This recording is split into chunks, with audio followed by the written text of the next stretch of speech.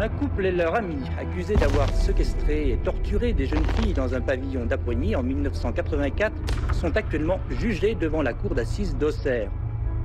Secrétaire général de l'association pour adultes et jeunes handicapés, il aurait violé régulièrement depuis 1 an une jeune handicapée mentale de 23 ans. Un pêcheur a découvert ce matin dans l'Yonne, à Auxerre, le cadavre entièrement dénudé d'une jeune Anglaise de 20 ans. Bonsoir. Affaire douloureuse, difficile attente pour une famille. La disparition d'Isabelle Laville, âgée de 17 ans, près d'Auxerre, est toujours inexpliquée. Depuis une dizaine d'années, 4 jeunes filles déficientes mentales ayant transité par cette institution restent toujours portées disparues. Peut-on continuer à cautionner par notre silence cette situation ? C'est l'histoire d'une région, c'est l'histoire d'un pays, et de son rapport aux jeunes femmes handicapées, aux pupilles de la nation et aux petites gens qui ne sont rien face à l'institution. On se rend compte qu'à l'époque, dans la région, il y a beaucoup d'affaires non résolues. Disparition volontaire, affaires criminelles, on n'a que des rumeurs et en tout cas, officiellement, aucun dossier, aucune instruction n'est ouverte pour rechercher les causes de la disparition de ces 7 jeunes femmes. Elle n'était rien pour la société au fond, et la disparition de rien, ça n'inquiète personne.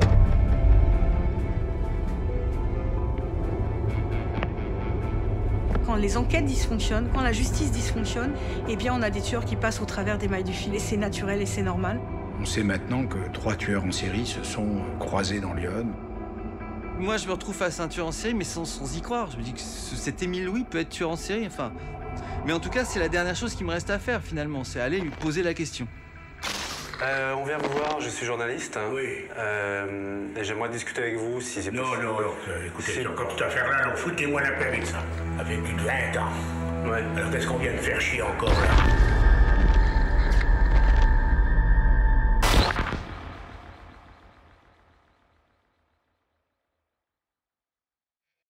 Attendez, il y a eu une émission à la télé, là, avec l'autre con, là. Comment il s'appelait, je peux pas piffer, hein? Perdu de vue avec Pradel. Ouais. Il m'a jamais invité. Vous y seriez allé? Oui.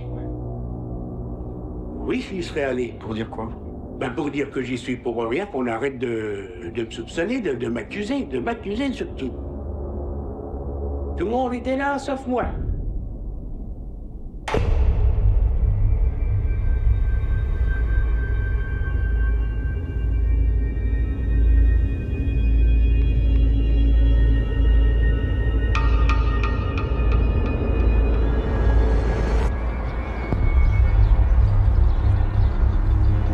Je me souviens, ça va être début octobre 96. Je décroche le téléphone pour appeler Émile Louis, quoi.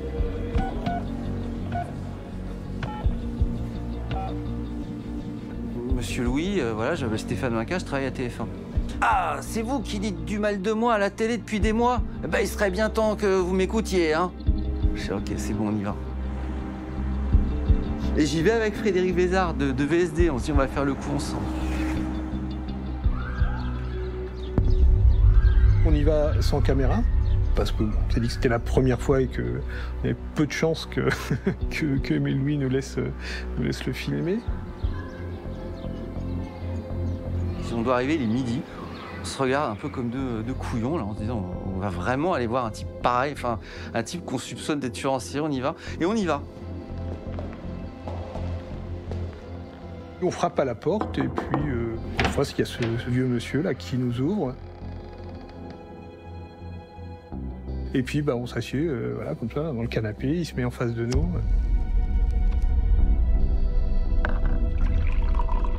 L'ambiance est un peu surréaliste.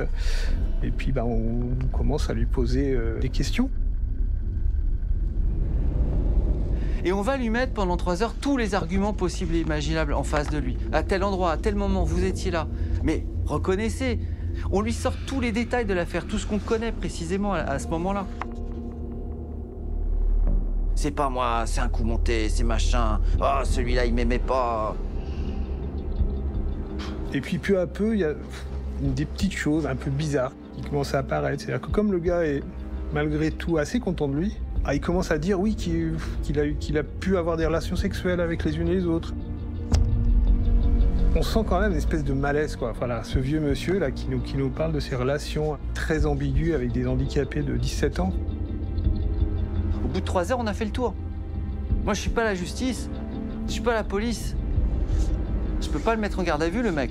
Donc, merci monsieur, au revoir. On sort avec la sensation que l'affaire n'est pas finie et que ce type-là, il faut pas le lâcher.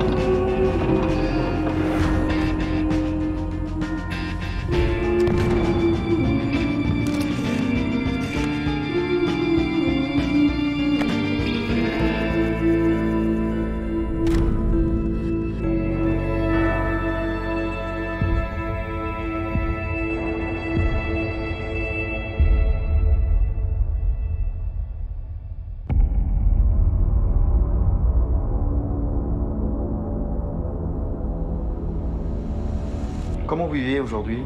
Comment je vis? Ouais. Mais je suis bien dans ma peau. Je suis heureux avec ma femme. Mais j'en ai marre qu'on vienne me faire chier à chaque fois avec ça.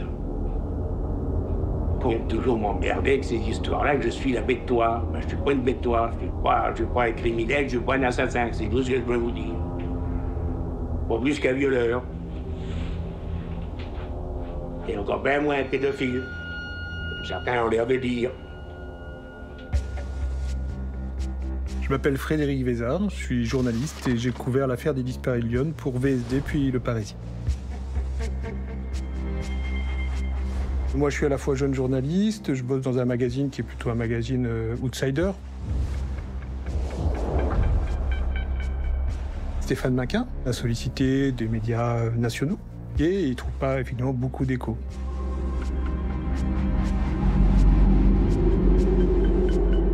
Écoute, on va travailler ensemble, ça m'intéresse. Et donc, je suis parti pour la première fois à Auxerre. À Auxerre, je retrouve Guillermo Noir et Pierre González de Gaspard.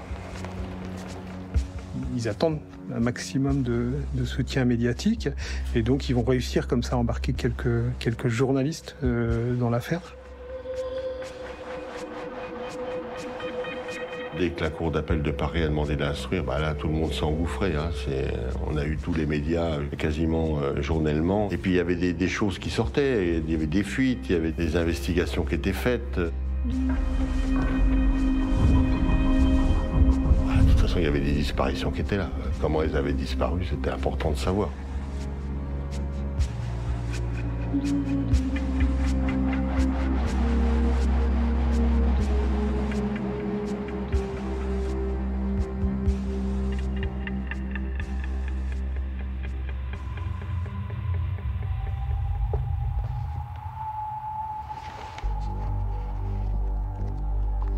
Je suis Elsa Vigoureux, je suis grand reporter à l'Obs. J'ai travaillé pendant 10 ans sur l'affaire des disparus de Lyon, d'abord au Journal du Dimanche, puis au Nouvel Observateur.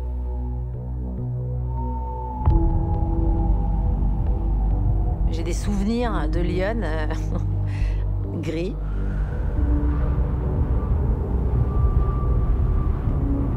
Toujours une espèce de ciel bas. Je me souviens que j'avais aussi beaucoup de difficultés pour que les gens me parlent. En fait, j'y allais beaucoup, mais je revenais souvent les mains vides. Je me souviens d'avoir pas mal erré, en fait.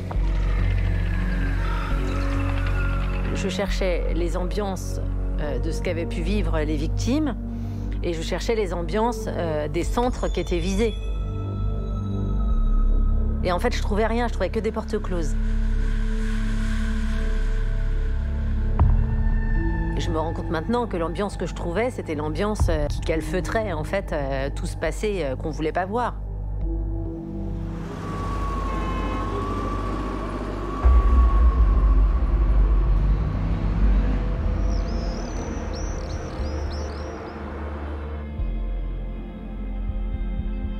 Les familles reprennent espoir, bien évidemment, tout en ayant la conviction que malheureusement leur sœur avait été tuée.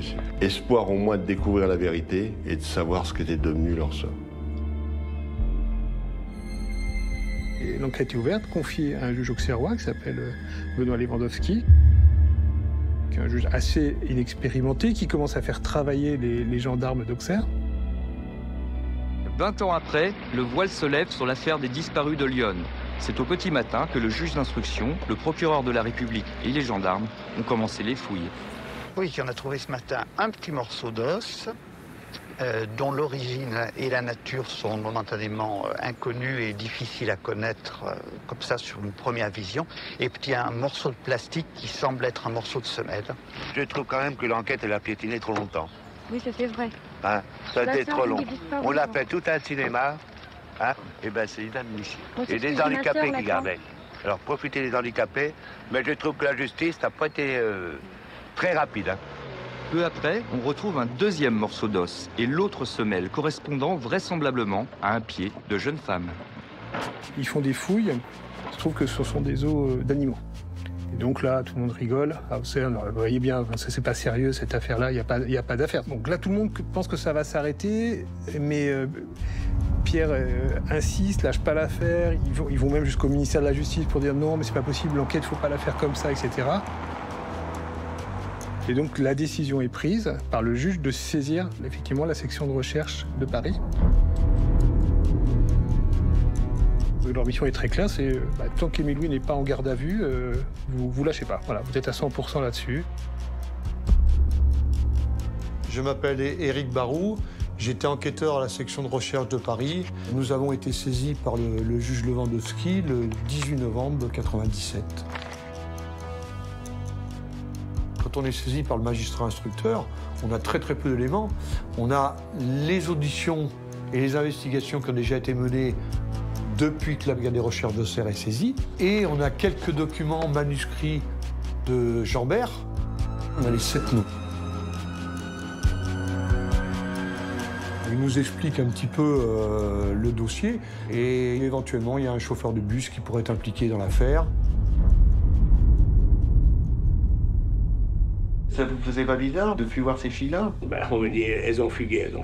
Ah, qui c'est qui vous disait qu'elles avaient... Ben, les gens, ils disaient qu'elles s'est sauvée.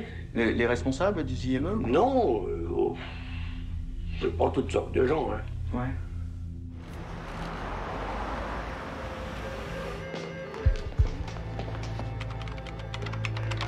Les gendarmes, ils vont d'abord faire le travail qui aurait dû être fait à l'époque, dans les années 70, c'est-à-dire s'assurer que ces jeunes filles n'étaient pas en fugue. Ça fait 25 ans qu'elles ont disparu, approximativement. On a commencé nos propres investigations à chercher toutes les familles des jeunes filles disparues. La plupart des jeunes filles ont été placées ou dans des institutions ou dans des familles d'accueil. Donc ça a déjà été très compliqué.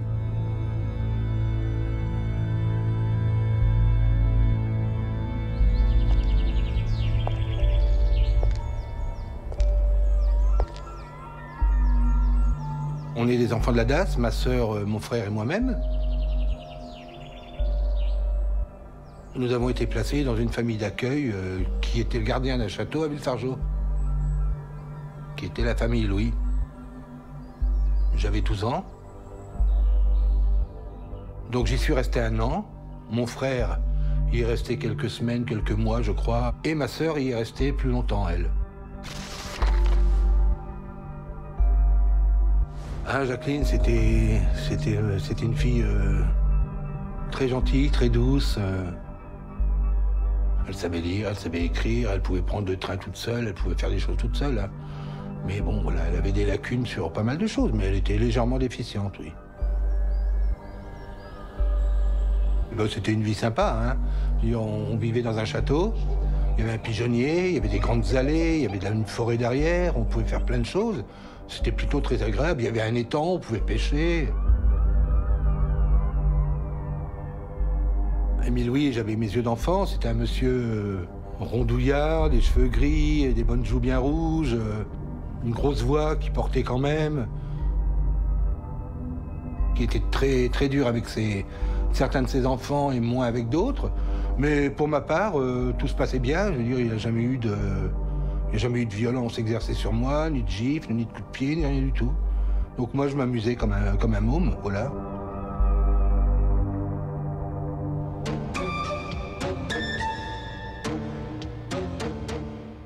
En fait, je prends conscience que ma sœur a disparu lorsque j'ai assisté à l'émission Perdu de vue pour la première fois et qu'on soupçonnait très fortement monsieur Émile Louis. La dernière fois, on a vu ma sœur, ce monsieur devait l'emmener dans une petite ville avoisinante, à Vallon, dans un travail où elle devait effectuer là-bas.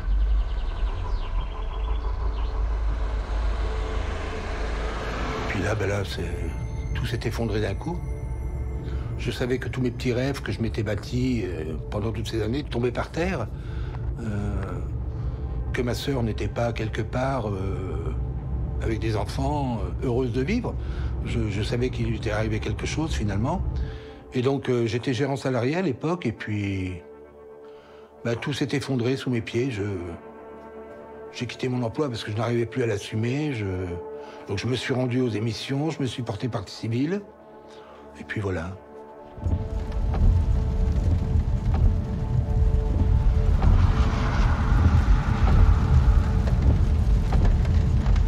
Quand nous sommes saisis, comme tout enquêteur, on ouvre plusieurs pistes pour ne pas qu'on nous reproche à un moment donné d'avoir travaillé que sur une seule piste.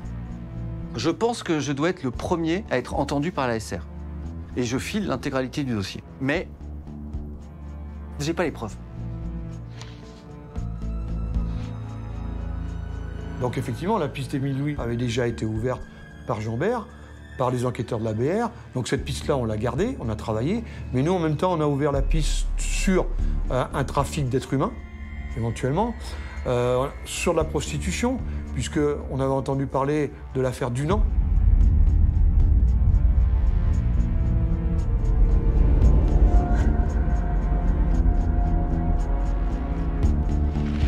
Et au fur et à mesure de ces 3 années et des investigations qu'on menait sur chacune de nos pistes, les portes se sont fermées pour en avoir plus qu'une, celle de Émile Louis.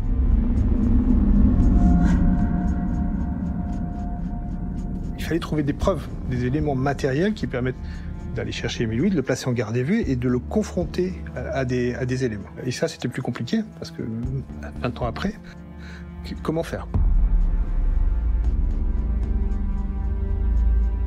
Il n'y aura jamais de preuve contre Émile Louis.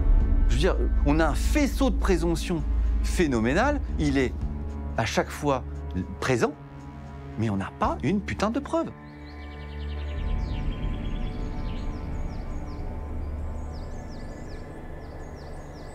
Après le passage à l'émission Perdu de vue pour la première fois, Madame Delagneau m'a téléphoné en me disant que Émile Louis avait fait des choses terribles, mais qu'elle ne pouvait pas en parler parce qu'elle avait peur pour ses enfants, voilà.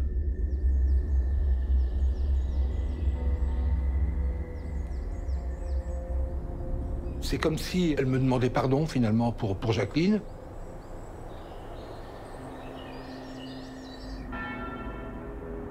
Tout le monde me disait que c'était une ambiance qui permettait que Émile Louis agisse comme il agit. Pour moi, le mystère, il était là. C'est comment c'était possible de tout savoir et en même temps de rien vouloir voir, quoi. Effectivement, il y a des services qui traînent les pieds, sans citer la page, sans citer M. Decuper qui a traîné les pieds pour nous donner les dossiers des différentes jeunes filles. Ils n'ont pas fait attention, ils n'ont rien vu, ils n'ont pas été prévenus de choses, voilà, ils ne savent rien. C'était pas possible de se dire que sur un espace géographique si petit, il y a autant de choses qui se produisent, qui sont dramatiques et qu'on voit pas. Donc il y avait forcément un problème.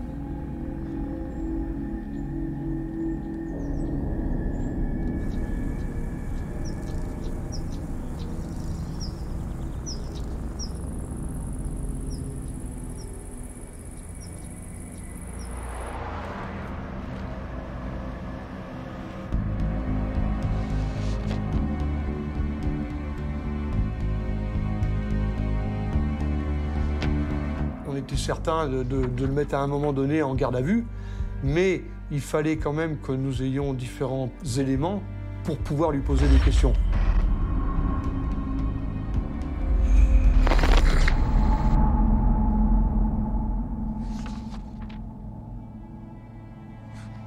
On se rend compte avec Pierre Maunoir qu'on a peu de retours sur cette enquête. Nous avons fourni beaucoup d'éléments à la justice, beaucoup de témoignages, beaucoup de documents. Nous avions des lettres, nous avions des preuves qui appartenaient aux victimes mais qui n'avaient pas été demandées par les enquêteurs. Je me suis dit à l'époque que faire intervenir un enquêteur qui allait parler aux autres enquêteurs, valoriser nos arguments, ça pouvait être un atout. Nous connaissions Jean-François Grall et nous savions qu'il venait de quitter la gendarmerie.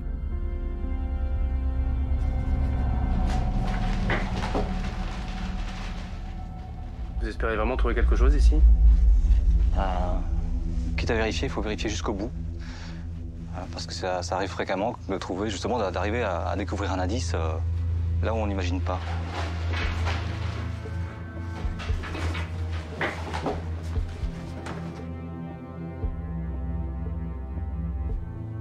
Je m'appelle Samuel Luret, je suis journaliste et j'ai réalisé en 2000 le film Détective contre tueur en série. L'idée, c'était vraiment de suivre le travail d'un détective privé qui avait été quand même un des cadors de la gendarmerie nationale.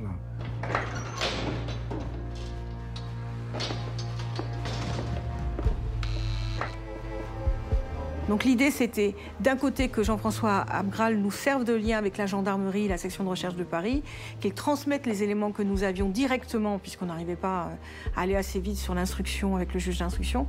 Et le deuxième aspect, c'était de revérifier des éléments dont nous disposions, mais de les remettre dans leur contexte, de peut-être les compléter.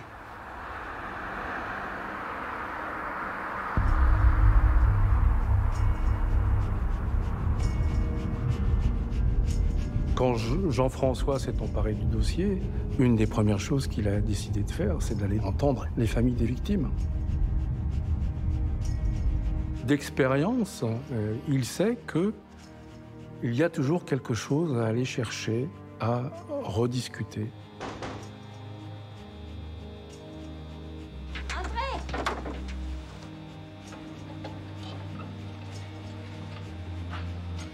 Émile Louis, vous en avez entendu parler? Ah, mais oui, on lui aurait donné bon Dieu sans confession, celui-là. Et là? Comment vous l'avez rencontré? Il amenait ma fille chez la logeuse. C'est comme ça que j'ai connu. Voilà, c'est comme ça que j'ai connu. Puis il m'a même écrit une lettre. Et l'histoire de la lettre, elle arrive comme ça. Oui, la lettre, donc vous l'avez déjà montrée à quelqu'un? Non, je dis non. J'ai jamais montré, gardez pour moi. À qui vous voulez que je la montre? D'accord, ça c'est le courrier que vous aviez reçu. Oui, de lui, là, c'est ça, c'est la lettre. Ce document, en fait, est révélateur, à plusieurs titres, de la personnalité d'Émile Louis. D'abord, il est daté, donc on a une référence, il y a une référence temporelle, hein, juste quelques semaines avant des disparitions. Et puis, les points importants sont la manipulation qui apparaît là. On fixe une fausse adresse pour un rendez-vous qui doit être gardé secret, en prenant bien garde de ne pas prévenir Madame Maudier, qui est la nourrice d'accueil de Chantal. Donc là, déjà, en quelques lignes, on a un bout de la personnalité de l'auteur. Jean-François Abgral, il s'est attaché à comprendre le profil psychologique du personnage.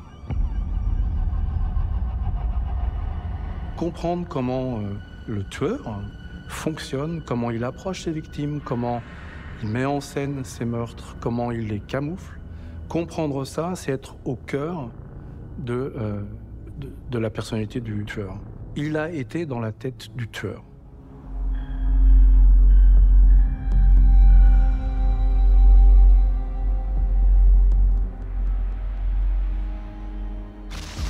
Marie Vinet, c'est la fille aînée d'Émile Louis. Sa mère, en fait, avait dit à Maïline, écoute, il y a dans le garage de la maison une valise.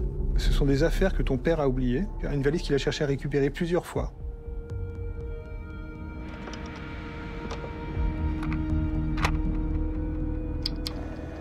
On a cherché et on a trouvé des vêtements qu'elle ne reconnaissait pas et que je ne reconnaissais pas non plus. c'était uniquement des effets féminins qui moi, me paraissaient quand même passer d'un autre temps, quoi, hein. Des trucs que moi, je n'aurais jamais portés. Elle m'a dit, je savais bien qu'un jour ou l'autre, de toute façon, ça arriverait. Moi, j'étais persuadée quand même que ça avait quelque chose à voir avec la disparition de ces jeunes femmes, hein. Si on retrouve des ADN sur ces vêtements. Mais sur quel vêtement? Qu'on a trouvé dans le garage. Ben, je vous dis, ça peut être ma femme décédée, mon ex-femme décédée, qui les a mis sur Jacqueline Vest. Mais autrement, il y avait personne d'autre. Ou alors des bonnets de gosse ou des gants de gosse qui laissaient dans le car. C'est tout. Ouais. Dans cette valise, en fait, il y avait des vêtements féminins qui vont être donc récupérés par les gendarmes, sur lesquels on va chercher de l'ADN, etc., etc. On va rien trouver, parce que la police scientifique, à l'époque, peut-être pas aussi performante qu'aujourd'hui. Mais ce qui va être décisif, c'est qu'il y a l'un des manteaux qui va être reconnu par la famille de Madeleine de Juste, qui est une des disparues. Là, il y avait un élément qui reliait Émile Louis à une disparue.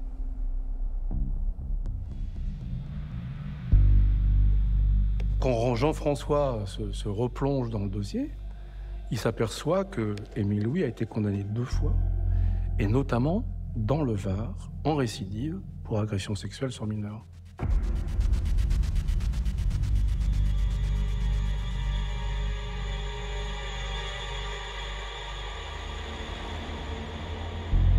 Là, nous, on est en 2000, les faits datent de 89, et donc, mon enquêteur qu'il est, il descend dans le Var pour aller interviewer un des parents des petites victimes.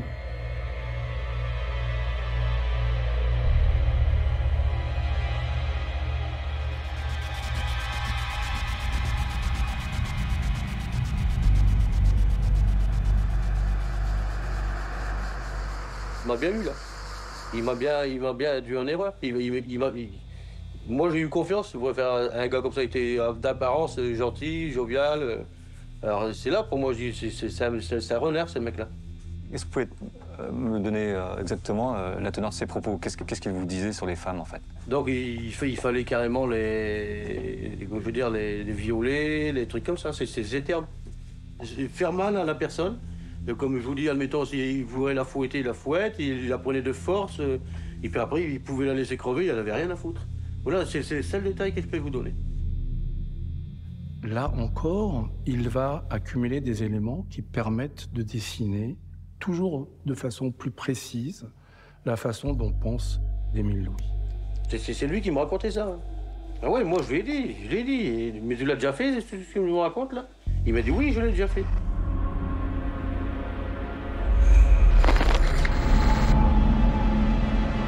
Après, vous êtes d'Auxerre, vous êtes parti où?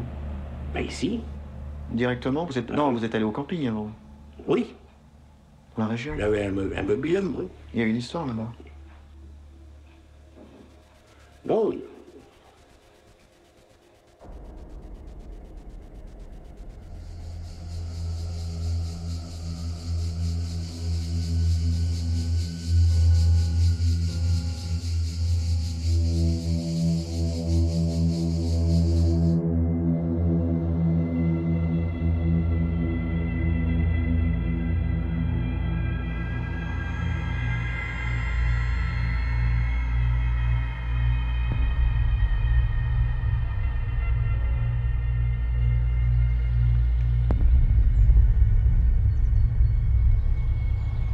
À l'époque, dans le Var, Émile Louis a des fréquentations de jeunes femmes dans le camping, notamment une jeune femme qui est juste en face de sa caravane, une jeune femme qui est découverte un matin inanimée. Le médecin qui se présente sur les lieux déclare qu'il s'agit d'une mort naturelle. Je pense que c'est pas une mort qui est très naturelle et que, éventuellement, on aurait pu lui poser certaines questions.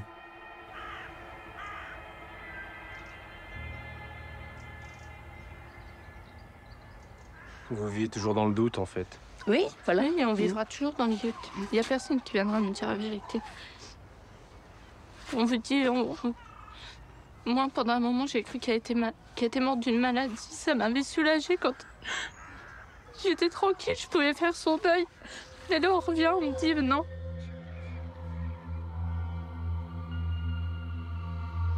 Et il y a trop d'histoires où il a été, partout où il a habité, partout où il a fait du mal. Pourquoi il aurait laissé ma mère tranquille?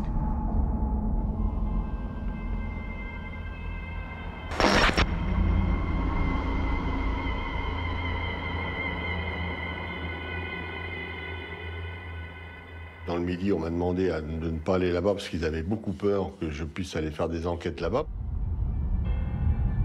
On n'a pas voulu enquêter sur son parcours criminel après Lyon, quand il est parti dans le sud. On a essayé de ressortir le dossier, mais on n'a pas voulu nous permettre de le faire. Donc je pense qu'on ne sait pas tout, loin de là, du parcours d'Émile Louis.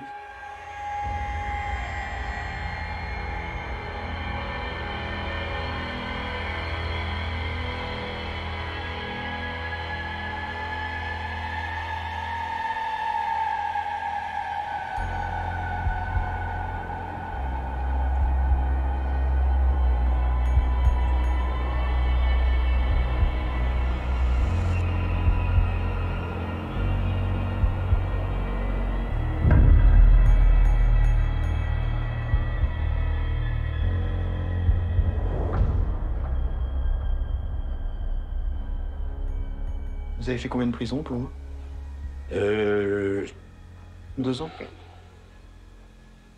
Vous êtes chez où? C'est...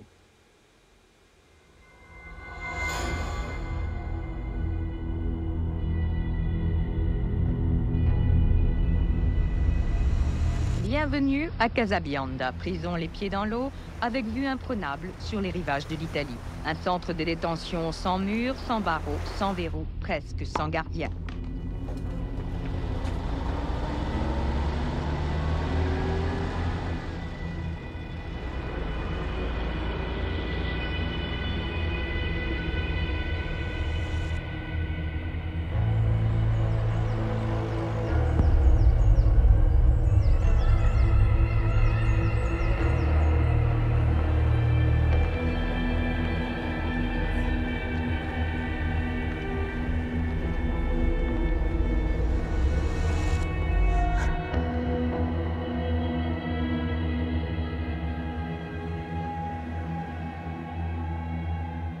Vous êtes marié depuis Ah, nous sommes mariés depuis 92. Hein, chérie? Oui. Et ici, comment ça se passe, alors? Très bien. Les gosses, ils viennent chez moi, vous voyez, les gosses, des fois, ils viennent manger là. Ça s'est toujours très bien passé.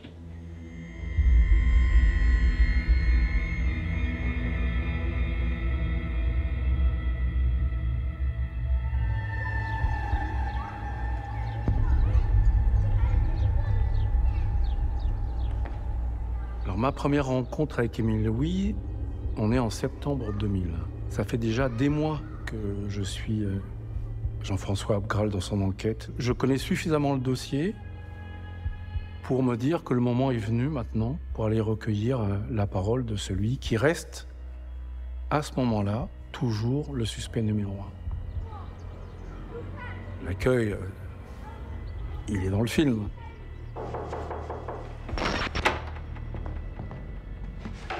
On vient vous voir, je suis journaliste. Hein. Oui. Et j'aimerais discuter avec vous si c'est possible. Non, écoutez, comme cette affaire-là, foutez-moi la paix avec ça. Parce que moi, je commence à en avoir marre. Ça fait plus de 20 ans. Ouais. Alors qu'est-ce qu'on vient de faire chier encore là? Puis surtout avec ça, je m'emmène avec ça. Moi, je vous le dis franchement, si je me retenais pas, je prendrais mon fusil, je vous en foutrais un coup. Vous voyez, j'ai pas peur de le dire. Oh bah écoutez, moi vous avez pas de raison de m'en foutre un coup. D'abord, je vous ai pas agressé, j'ai rien dit du tout. Et puis dans le fond, on sent qu'il est quand même très intrigué. C'est un homme qui a malgré tout besoin de savoir ce qui se passe autour de l'affaire qui le concerne. Je n'en tire, si je puis dire, pas grand-chose. Je suis marié, je suis tranquille, je suis heureux, alors qu'on me foute de la paix, je suis heureux. Alors, je veux qu'on me foute de la paix et tout ça, je ne veux plus entendre parler de quoi que ce soit. il va s'instaurer quand même sur cette histoire quelque chose d'assez particulier. Je pense que c'est l'affaire à laquelle les journalistes et les enquêteurs ont travaillé le plus de concert. Avec la presse, il y a un échange d'informations. Je dirais même que les journalistes sont souvent les meilleurs enquêteurs. C'est eux qui nous remontent les meilleures informations. Ce travail avec les journalistes va être le secret de ce dossier et la réussite de ce dossier. C'était très limite, on le savait tous par rapport à la procédure, même par rapport à notre déontologie parfois. Tout le monde se disait que c'était le seul moyen d'avancer, quoi. Voilà. Il y avait cette stratégie-là quand même qui avait été élaborée par le colonel Patin. Ils se sont dit très vite que pour faire craquer Émile Louis, pour l'amener à se découvrir, il fallait lui mettre une pression médiatique constante. Montrer que l'enquête se poursuivait, qu'il ne serait jamais tranquille.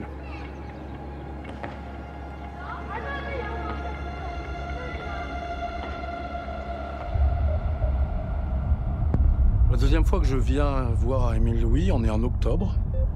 La machine médiatique s'est remise en marche. Elles ont toutes les 7 disparu dans les environs d'Auxerre. C'était il y a plus de 20 ans, entre 1977...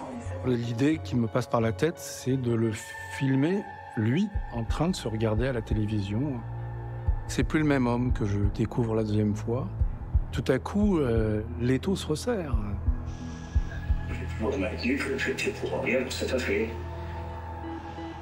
Une des images qui me vient de tournage, c'est de le voir, lui, cette espèce de masse un peu recroquevillée sur lui-même, tendu, le dos courbé, enchaînant cigarette sur cigarette, se regardant sans un mot ou à peine. Et là, je sens qu'il est inquiet. Ces vêtements appartiennent-ils aux disparus? Des expertises ADN sont en cours pour le déterminer. Vous voudrez connaître maintenant l'ADN, et si l'ADN n'y a rien, qu'est-ce qu'on fait alors? Alors, c'est vrai qu'il essaye de donner le change. Un peu de désinvolture. Ils ont rien. De toute façon, c'est prescrit. Donc on sent malgré tout, tout ce côté comme ça, un peu assuré, que dans le fond, c'est pas du tout ce qu'il pense. Il est absolument inquiet de la tournure des choses. Ça, c'est quelque chose que je ressens très fort à ce moment-là. Et qui va dans le sens, malgré tout, de la culpabilité.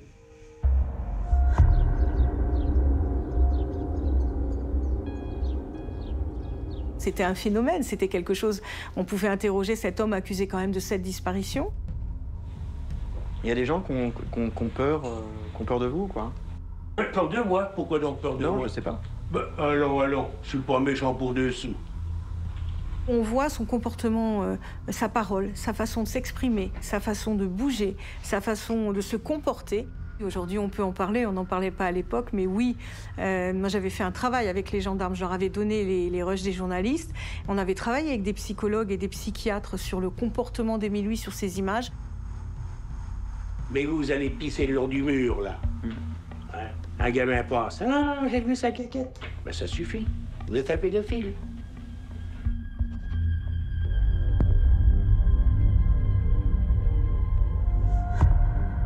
Quand je reviens, on est en novembre.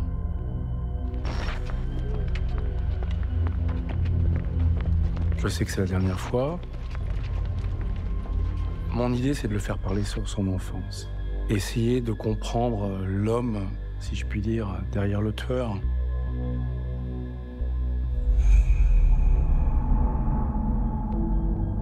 Ce qu'il me raconte ce jour-là, c'est qu'il a été le témoin d'une scène d'humiliation. Ces 3 sœurs vont se faire tondre à la Libération. Tous les gens du pays étaient là. Tout le monde regardait ça comme des bêtes sauvages, comme des connards, c'est tout ce que je peux vous dire. Une fois, mon père, j'avais discuté avec lui. J'ai dit, t'en fais pas. Je les mangeais. Malheureusement, je n'ai pas pu les manger. Ça vous fait mal, cette histoire, hein? Oui. Mon père a pris 14-18. Croix de guerre, médaille militaire, chevalier de la Légion d'honneur, blessé 2 fois et gazé 2 fois. Hein? Père 40, les remerciements.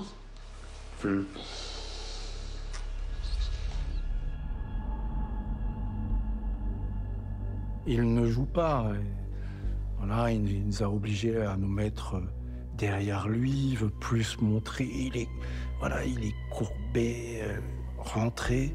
Et pourtant là, dans ce qu'il raconte, on sent qu'il y a quelque chose comme ça qui vient des profondeurs, qui le submerge et il s'effondre. Et moi-même, je l'avoue, il m'a ému. Émile Louis m'a ému.